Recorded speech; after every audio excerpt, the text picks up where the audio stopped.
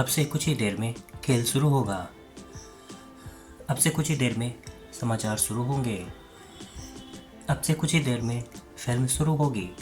इस तरह के सेंटेंसेस में हम अब से कुछ ही देर में ऐसा बोल रहे हैं। इसके लिए लिखना होगा in a short while from now.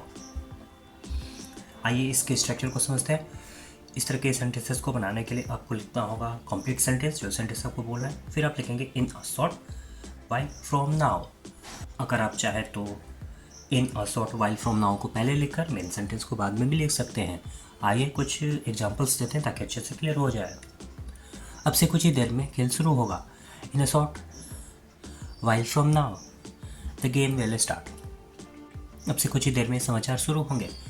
In a short while from now news will start. अब से कुछ ही देर में फिल्म शुरू होगी। The movie will start in a short while from now. अब से कुछ ही देर में काम शुरू होगा।